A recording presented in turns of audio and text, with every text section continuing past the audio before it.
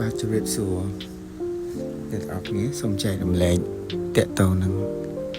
គ្រឹះក្នុងការចាប់ផ្ដើមធ្វើអាជីវកម្មមានក្រុមយើងត្រូវការក្រុម team ត្រូវការប្រព័ន្ធ system ត្រូវការភ្ញៀវដែលជា client ហើយវារំពាត់ទៅដោយនឹងគំនិតមួយវាជា business mindset ដើម្បីអាចចាប់ផ្ដើមធ្វើអាជីវកម្មនឹងបានហើយអាជីវកម្មទៀតសោតដំណើរការទៅបានដោយពឹងទៅលើភាពស្មោះត្រង់សំខាន់ណាស់ការដឹងគុណក៏សំខាន់ហើយការអត់ធ្មត់រឹតតែសំខាន់ព្រោះវាជាដើមទុនក្នុងការរកស៊ី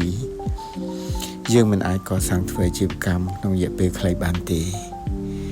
មុខរបរដែលធ្វើក្នុងរយៈពេលខ្លីក៏មិនមែនជាមុខរបរដែលល្អនោះដែរមានរឿងជាច្រើននៅពេលដែលយើងធ្វើវាជួបអញ្ចឹងរឿងទាំងអស់នោះក៏នាំធ្វើឲ្យយើងងាយនឹងបោះបង់ចោលក៏ប៉ុន្តែ